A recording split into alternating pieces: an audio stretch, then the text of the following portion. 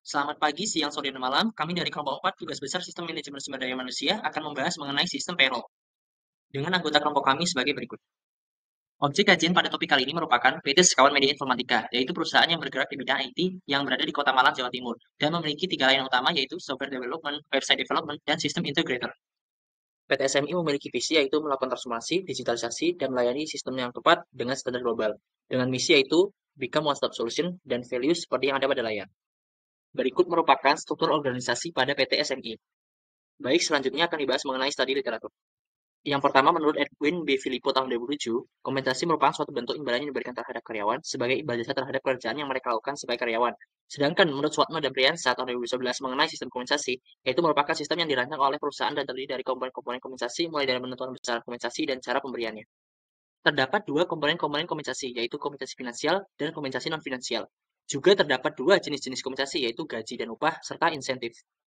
Menurut Hasibuan tahun 2001, terdapat macam-macam sistem kompensasi. Yang pertama, sistem waktu, yaitu yang didasarkan pada jumlah waktu kerja yang disesuaikan dengan standar waktu, seperti jam, minggu, atau bulan. Dan yang kedua, sistem hasil, yaitu yang didasarkan pada banyaknya hasil atau output kerja yang dikerjakan.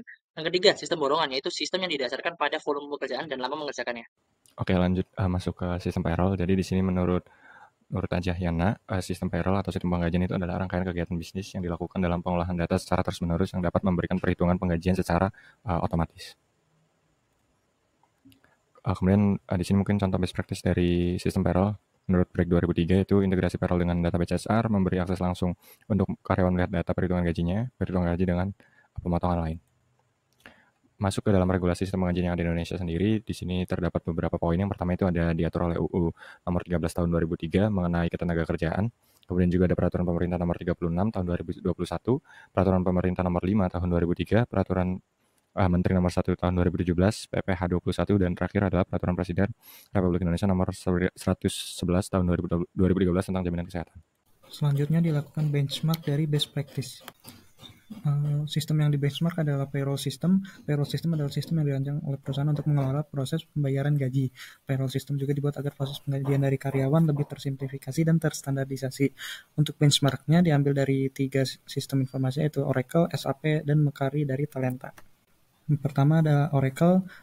Kelebihan Oracle adalah jangkauan Oracle yang sudah global, memberikan update sesuai dengan peraturan yang berlaku, anytime pay, update secara otomatis ketika terjadi perubahan pada sumber daya manusia, dan dapat digunakan untuk skala yang sangat besar, dengan keandalan yang terjamin oleh Oracle. Selanjutnya, Oracle juga memiliki beberapa kekurangan, yaitu biaya implementasi yang tinggi. Hal ini terjadi karena Oracle sudah memiliki brand yang besar, sehingga memiliki biaya implementasi yang lebih tinggi dari yang lain. Kemudian ada sistem yang kompleks dan durasi perancangan yang panjang. Terdapat kelebihan dan kelemahan pada SAP. Yang pertama untuk kelebihannya yaitu memiliki fitur berbasis Cloud Plus yang memungkinkan penyebaran hibrida untuk pelanggan. Yang kedua, mampu mengintegrasikan seluruh proses bisnis perusahaan. Yang ketiga, memiliki rangkaian fungsi yang lengkap sehingga banyak implementasi tidak memerlukan banyak penyesuaian. Dan juga untuk kelemahannya itu yang pertama, perangkat lunak yang sangat kompleks sehingga membutuhkan pelatihan ekstensif bagi pengguna untuk menjadi yang mahir. Yang kedua, biaya lisensi tinggi, dan yang ketiga, implementasinya rumit dan cukup memakan waktu.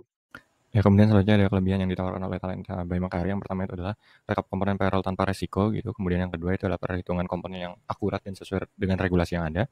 Kemudian transfer gaji tepat waktu dan bebas biaya admin. Kemudian juga yang terakhir adalah mudahnya dalam membuat laporan payroll.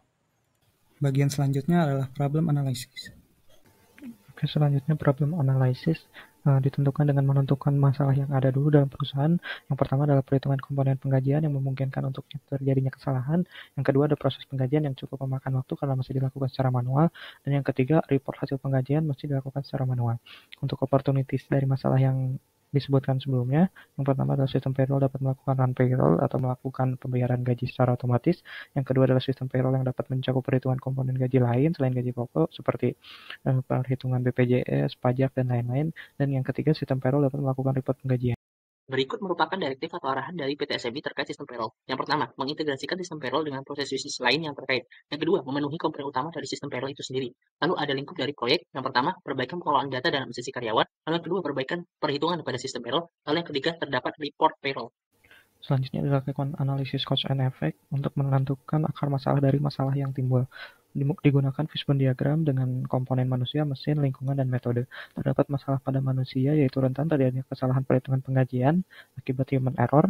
Kemudian untuk dari mesinnya, belum ada sistem untuk melakukan penggajian otomatis, dan dari metodenya terdapat masalah berupa penggajian yang membutuhkan waktu yang lama, serta pengumpulan bukti pembayaran untuk report yang masih dilakukan satu persatu setiap karyawan, sehingga diperoleh akar masalah dari metode ini adalah proses penggajian yang masih dilakukan secara manual.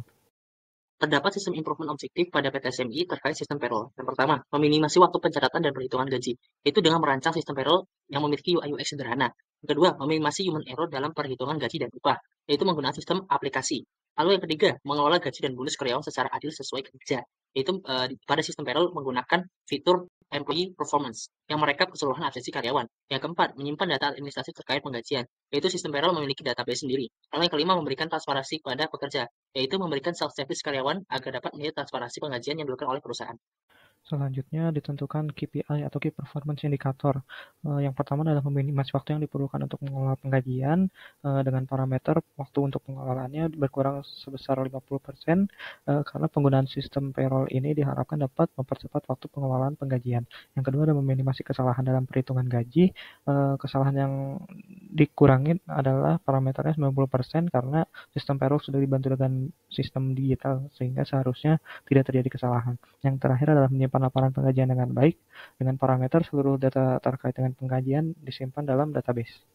Selanjutnya dibahas mengenai critical success factor dengan ada 4 poin, yaitu pertama, sistem payroll yang dirancang untuk memenuhi kebutuhan pengguna. Karena sistem payroll yang dirancang memiliki tujuan awal itu untuk mempermudah penggajian sehingga dapat mengatasi masalah yang ada.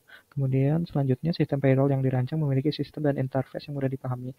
Sama seperti yang pertama, karena kebutuhan dari awalnya untuk mempermudah penggajian, maka dari itu sistem yang dirancang juga memiliki sistem yang mudah secara sistem dan interface-nya sehingga pengguna dapat mudah mempelajari dan mengoperasikannya. Yang ketiga adalah keamanan sistem payroll, karena sistem payroll ini memegang beberapa data pribadi dari setiap karyawannya, sehingga diperlukan keamanan yang baik.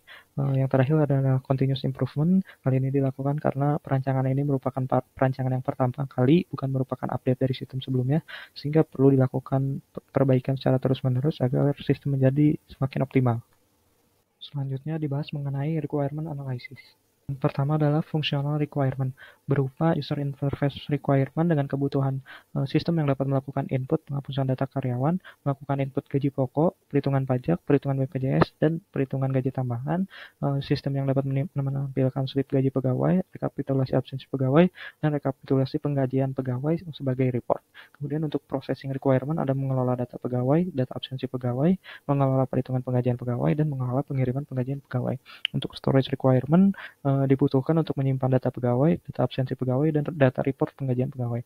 Yang terakhir adalah control requirement dengan fitur log clean untuk membatasi akses sistem dan peringatan saat terjadi ketidaksesuaian data yang di-input dengan tipe data yang dibutuhkan. Juga di sini terdapat non-functional requirement yang memiliki 6 kategori, yaitu performance, information, economic, control, efficiency, dan service. Untuk deskripsinya dapat dilihat pada layar. Ya, kemudian masuk ke bagian konteks diagram. Di sini terdapat 4 user. Yang pertama itu ada finance, chairman, sama staff, dan HR. Di sini dapat dilihat beberapa aktivitas yang terkait dengan user. Mungkin salah satu contohnya ini, di sini HR nanti akan berinteraksi dengan sistem, yaitu untuk memberikan data informasi pegawai, kemudian juga dapat melakukan run payroll, dan juga data komponen gaji, dan sistem nanti akan memberikan laporan-laporan kepada si HR ini. Salah satu contoh laporannya mungkin adalah laporan kehadiran. Kemudian dari konteks diagram yang sebelumnya, kemudian dibuat yang namanya dekomposisi diagram. Di sini terbagi menjadi 3 aktivitas utama, yaitu mengelola payroll, mengelola data pegawai, kemudian juga mengelola approval. Gitu. Dari mengelola payroll sendiri memiliki subaktivitas seperti run payroll, pembayaran payroll, mengelola data komponen gaji, mengelola laporan payroll. Untuk mengelola data pegawai, subaktivitasnya terdapat kayak mengelola data pegawai, mengelola data absensi pegawai, mengelola laporan absensi. Kemudian untuk approval itu ada approval absensi dan approval payroll. Ini mungkin deskripsi dari setiap proses yang ada pada dekomposisi diagram yang tadi dijelaskan. Mungkin saya jelaskan salah satu contohnya, mungkin pada nomor 1, yaitu aktivitas mengelola payroll. Jadi deskripsi adalah sistem payroll ini dirancang untuk mengelola penggajian si pegawai. Next, masuk ke data flow diagram level 1 dari konteks diagram yang sebelumnya sudah dibahas, kemudian diturunkan lagi menjadi data flow diagram. Di sini dapat dilihat gitu terdapat 3 aktivitas, dan ini juga disesuaikan dengan yang dekomposisi diagramnya gitu. Jadi di sini ada aktivitas mengelola payroll, mengelola absensi pegawai, mengelola approval. Nah, jadi data flow diagram ini menunjukkan aliran data gitu yang masuk dan yang keluar. Ya, kemudian setelah data flow diagram level 1 masuk ke data flow diagram level 2, di mana di sini sebenarnya sama saja menunjukkan aliran data, tapi mungkin lebih diperinci di sini ya dari aktivitas yang tadi itu 3 aktivitas tadi, dia diperinci untuk setiap aktivitasnya mengenai data aliran datanya. Ya, untuk level 2 yang pertama, ini level 2 yang kedua, dan ini level 2 yang ketiga. Entitas-entitas yang ada di data flow diagram kemudian dibuat hubungannya dengan entitas lainnya dan digambarkan pada ERD atau Entity Relationship Diagram seperti berikut. Dari ERD tadi dibuat juga logical database dan physical database model yang digambarkan menyerupai ERD namun ditambahkan berupa tipe dari data yang digunakan. Berikut adalah physical database model yang digunakan. Baik, bagian selanjutnya adalah user interface. Oke, dari user interface sendiri nanti terdapat beberapa usernya, ada HR, ada karyawan, ada finance, dan ada board. Di sini untuk tampilan awal dari interface-nya atau aplikasinya itu nanti akan muncul splash screen gitu. Ketika buka nanti ada loading splash screen seperti ini, kemudian masuk ke bagian signing screen. Nah, nanti signing screen sendiri nanti para user ini akan menginputkan username dan juga passwordnya. Oke, masuk ke bagian HR, di sini ada dashboard. Dashboard di sini digunakan untuk HR gitu, untuk mendapatkan informasi yang mungkin mereka perlukan gitu. Kemudian untuk ada fitur employee, di sini si HR ini bisa menambahkan daftar karyawannya gitu ya, dapat ditambahkan secara satu persatu maupun secara bulk gitu ya, menggunakan Excel. Ya, kemudian masuk ke user interface yang run payroll. Di sini run payroll digunakan untuk melakukan pembayaran payroll kepada karyawan. Di sini tahapan pertamanya itu adalah melakukan setup payroll. Di sini si HR nanti menentukan periode payrollnya kapan dan juga siapa saja yang akan mendapatkan payroll tersebut. Kemudian setelah itu nanti ada review untuk memastikan kembali data-data yang sudah diisikan itu betul atau enggak. Kemudian masuk ke tahapan ketiga itu adalah report gitu. Di sini nanti akan tergenerate beberapa report gitu. Oke, masuk ke selanjutnya itu ada history payroll. History payroll untuk mengetahui gitu payroll yang memang telah dilakukan oleh si HR, payroll yang sudah dilakukan oleh HR. Kemudian juga ada payroll komponen ini untuk menentukan komponen-komponen yang dapat mempengaruhi si payroll gitu. Salah satu contohnya itu adalah absensi yang dapat digunakan sebagai pengurang dari jumlah payroll yang didapatkan karyawan. Oke, masuk ke interface finance. Finance di sini sebenarnya cuma menambahkan informasi gaji dari karyawan yang telah diupload oleh si HR gitu. Jadi data karyawan yang sudah diupload oleh HR, kemudian oleh si finance ini ditambahkan informasi-informasi gajinya. Masuk ke interface karyawan. Di sini interface karyawan ini terdapat fitur utama itu untuk melakukan absensi dan untuk melihat payroll history mereka gitu. Jadi untuk absensi sendiri ditampilkan di gambar di tengah tersebut. Jadi si karyawan ini dapat melakukan clock in itu untuk absen awal gitu dan juga clock out untuk absen akhirnya. Nanti ya terdapat informasi history absen dia gitu pada tabel yang ada di gambar 2 tersebut. Kemudian juga ini ada fitur history payroll yang diterima oleh karyawannya gitu dapat juga di-download seperti laporan slip gajinya untuk setiap periodenya. Oke, masuk ke interface Chairman. Chairman di sini sebenarnya fungsi utamanya itu adalah untuk melakukan approval gitu ya. Jadi di sini untuk gambar di kanan ini adalah approval untuk kehadiran gitu, data kehadiran dari setiap karyawannya. Jadi untuk periode Januari data kehadiran ini apakah akan di-approve oleh si Chairman ataupun tidak. Kemudian ini ada approval untuk history untuk payroll gitu. Jadi payroll yang sudah dilakukan run oleh si HR kemudian masuk ke Chairman untuk dilakukan approval guna meminimalkan error gitu. Siapa tahu si HR-nya melakukan run payroll seenaknya ataupun tanpa sepengetahuan dia ataupun apa. Ya, mungkin sekian penjelasan dari kami. Kurang lebihnya mohon maaf. Terima kasih.